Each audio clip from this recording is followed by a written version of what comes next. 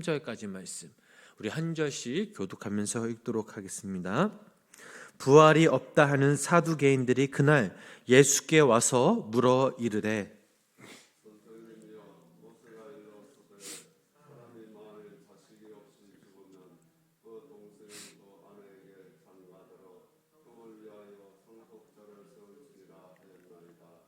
우리 중에 7형제가 있었는데 마지가 장가 들었다가 죽어 상속자가 없으므로 그 아내를 그 동생에게 물려주고 최후에 그 여자도 죽었나이다.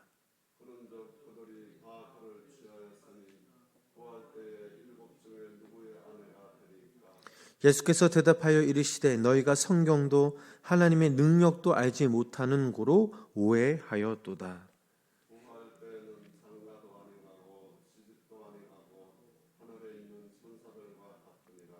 죽은 자의 부활을 논할진대 하나님이 너희에게 말씀하신 바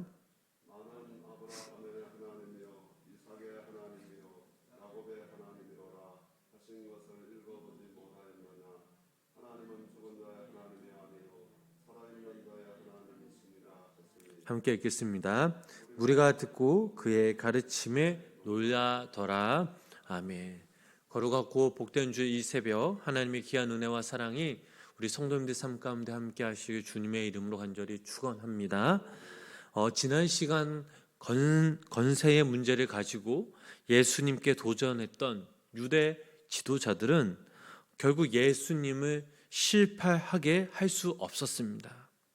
바리새파 또 헤롯 당원들은 세금 문제로 예수님께 도전했지만 예수님께서는 가이사의 것은 가이사에게 하나님의 것은 하나님에게 바치라는 이 말씀으로 그들의 공격을 물리치셨습니다. 이번에는 부활의 문제를 가지고 예수님에게 나타난 그런 사두개파 사람들의 관한 그런 말씀입니다. 우리 본문 23절 말씀 다시 한번 우리 함께 읽어보도록 하겠습니다. 부활이 없다 하는 사두개인들이 그날 예수께 와서 물어 이르되 아멘. 자, 부활 논쟁은 사두개인들의 문제 제기에 의해 발생하였습니다.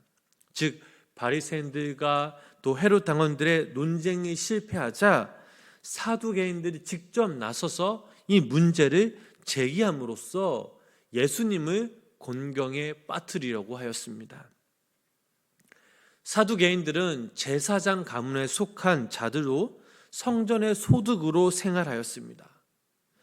사두개라는 이 명칭은 솔로몬 시대에 대제사장이던 사독의 이름에서 유래된 것으로 추정됩니다.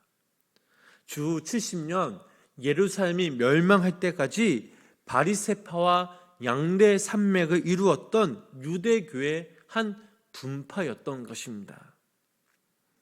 이들의 두드러진 특징이 무엇이냐? 즉 부활과 영적 세계를 부인했다라는 점입니다. 그들의 최대 관심사는 오직 지금 혹은 여기뿐이었습니다. 그래서 그들은 바리새인들에 비해 비현실주의자였고 또 물질주의적이었습니다. 그리고 그들이 인정하고 받아들이는 것은 모세 오경뿐이었습니다. 모세 오경에만 최고의 권위를 부어야 했습니다. 우리 본문 24절 말씀을 우리 다시 한번 우리 함께 읽어보도록 하겠습니다.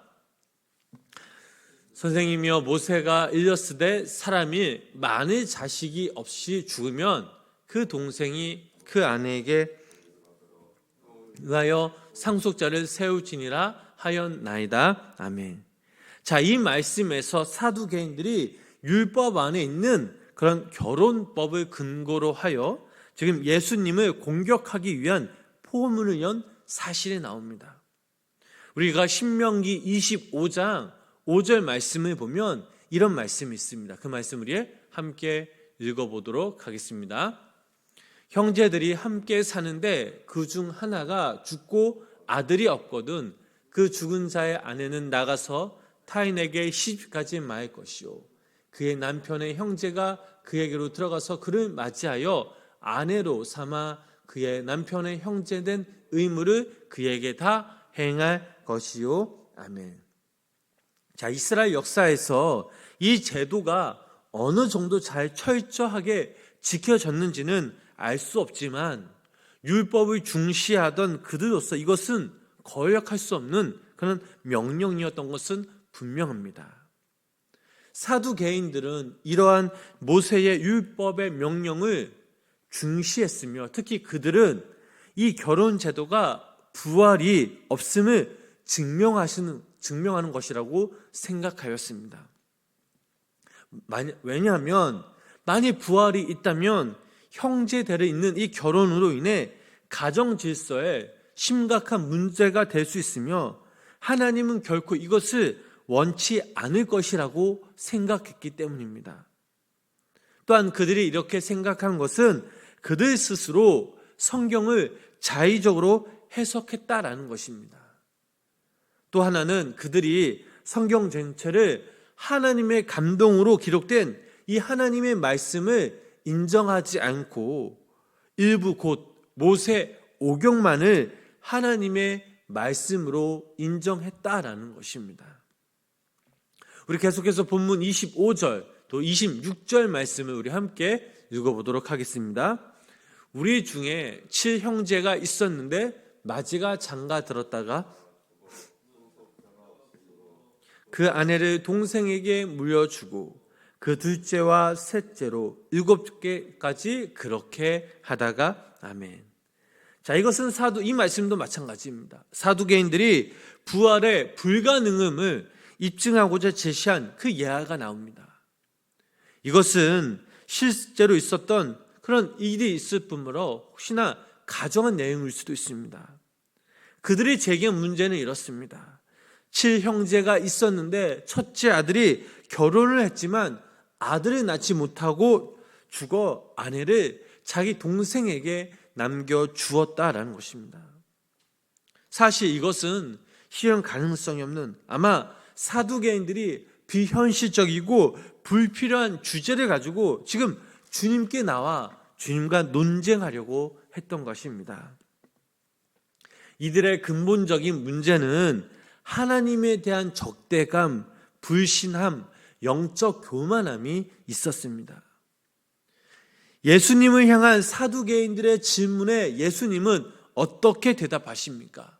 본문 29절 말씀을 우리 함께 읽어보도록 하겠습니다. 본문 29절 말씀입니다. 예수께서 대답하여 이르시되 너희가 성경도 하나님의 능력도 알지 못하는 고로 오해하였도다. 아멘. 예수님은 이들의 질문에 나타난 두 가지 잘못을 지적해 주셨습니다. 첫 번째, 그들이 성경을 인용했지만 주님이 보시기에는 성경을 제대로 알지 못하고 있다라는 그 사실을 지적해 주셨습니다. 성경을 바로 이해하지 못했다라는 이 말씀은 무슨 뜻입니까? 그것은 부활이 있다라는 하나님의 말씀을 믿지 않았다라는 것입니다. 두 번째로 이들의 잘못은 참 능력을 알지 못했다라는 것입니다. 그들은 죽은 자를 살리시고 또한 없는 것을 있게 하시고 안 되는 것을 되게 하시는 전능하신 하나님의 능력을 믿지 않았습니다. 하나님을 향한 불신앙은 자신들의 지성과 경험으로 제한하려고 했던 것입니다. 이것은 곧 인간이 만든 신에 불과합니다. 우리 안에 찾아오는 인간적인 생각, 상식적인 생각, 또 우리의 경험과 합리적인 생각 등 하나님의 제한하는 것을 깨트리며 나아갈 때 우리들은 하나님의 능력을 새삼 깨달을 수가 없다라는 사실입니다. 연약한 우리의 모습, 지식의 기준이 되어서는 안 됩니다. 하나님의 그 말씀이 기준이 될 때에 하나님은 참된 능력의 아버지가 되심을 믿으시기를 바랍니다. 참된 믿음이 있으면 기적이 일어납니다. 우리의 삶 가운데 기적이 없는 것은 우리가 하나님을 전적으로 믿지 않고 신뢰하지 않기 때문입니다. 하나님의 생각이 우리의 생각보다 더 크고 위대하다는 그런 생각은 날마다 가지고, 특별히 우리의 생각이 더 높다라고 생각할 때 그것은 곧 우리 안에 교만이 된다라는 사실입니다. 계속해서 본문 30절 말씀 우리 함께 읽어보도록 하겠습니다. 부활 때에는 천사들과 같으니라. 아멘. 자, 이 말씀의 요점은 이렇습니다. 세상 질서와 하나님의 나라의 질서는 서로 다르다는 것입니다. 대부분 사람들은 천국들을 자신들의 관점, 세상적인 관점에서 이해하려고 합니다. 세상의 천국과 또 하늘의 그 천국의 질서는 분명 다릅니다. 천국에는 시기와 미움과 질투가 없습니다. 오직 주님의 온전한 사람, 흠도 티도 없는 완벽한 사람이 있습니다. 주님이 이 땅에 오셔서 보여주신 참 사랑은 창녀든 세리든 누구나 똑같이 주님께서 세상 이 모든 사람들을 사랑하셨습니다. 사두개인들은 이러한 주님의 참사랑 또한 천국과 부활의 진리를 몰랐기 때문에 가상적이고 지금 아주 유치한 질문을 하게 되었고 결국 부활까지 부인하게 된 것입니다. 마지막으로 본문 31절, 32절 말씀 우리 함께 읽어보도록 하겠습니다. 죽은 자의 부활을 논하시는데 하나님이 너희에게 말씀하신 바 하나님이요 이삭의 하나님이요 야곱의 하나님으로다 하신 것을 읽어보지 못하였느냐. 하나님은 죽은 자의 하나님이 아니요 살아있는 자의 하나님이라 하시니. 아멘. 자, 이 말씀은 출애굽기 3장 6절 말씀을 인용하였습니다.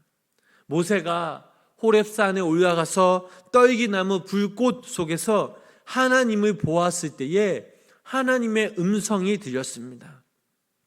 그때 하나님께서 모세에게 하신 말씀이 바로 이 말씀입니다. 아브라함의 하나님, 이삭의 하나님, 야곱의 하나님이라는 이 말은 죽은 자의 하나님이 아니라 살아있는 자의 하나님이라는 뜻입니다. 살아있는 자의 하나님, 이것이 바로 부활의 근거라는 것입니다. 우리의 하나님은 하나의 관념, 이론에 갇혀있는 죽은 자의 하나님이 아니라 철학자나 종교 사상자들이 만들어낸 하나님은 더더욱 아닙니다. 그분은 지금도 살아계셔서 역사하시는 하나님이심을, 여러분들의 하나님이심을 믿어야 합니다. 그 하나님이 우리의 삶 가운데 날마다 거하시고 인도하시며 역사하셔서 우리를 구원케 하시고 우리에게 한없는 은혜와 사랑을 부어주시는 분, 그분이 바로 아브라함의 하나님, 이삭의 하나님, 야곱의 하나님, 그리고 바로 여러분들의 하나님이 되심을 믿으시기를 바랍니다. 사랑하는 성도 여러분, 어떤 이들은 하나님에 대한 열심은 있으나 하나님께 인정을 받지 못합니다. 아무리 많은 일을 할지라도 이에 대해 인정을 받지 못하면 결국 헛수고를 한 것입니다. 행여나 이러한 자들은 하나님을 원망할 수 있습니다.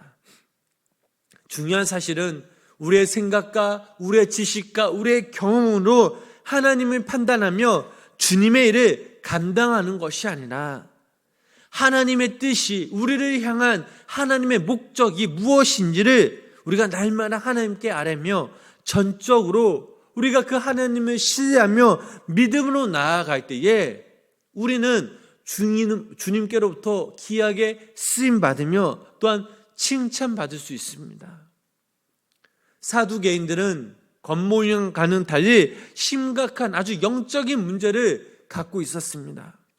그들은 종교 지도자로서 성경을 잘 모르고 잘 이해하지 못한 채 어찌 보면 마귀에 속한 자들이었습니다. 우리들도 날마다 우리의 자신을 살펴서 이와 같이 되지 않도록 경계해야 합니다.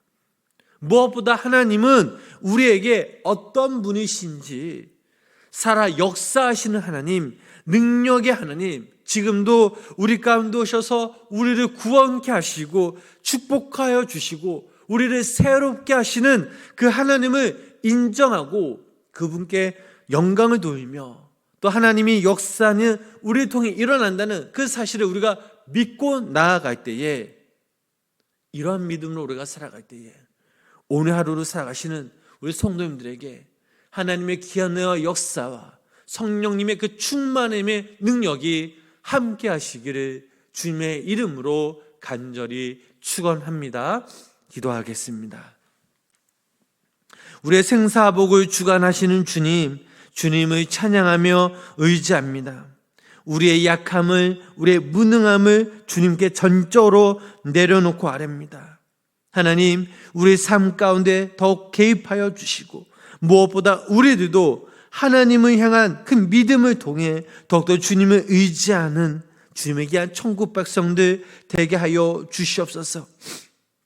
하나님의 뜻이 무엇인지, 날마다 우리를 향한 하나님의 그 계획이 무엇인지 우리가 주님께 아뢰며 전적으로 주님을 믿고 신뢰하며 나아갈 때에, 하나님, 오늘 하루 이 거룩한 이 복된 주일, 하나님이 주신 그 은혜에 감사하며 하나님께 영광 돌리는 귀한 믿음의 성도님들 되게 하여 주시옵소서.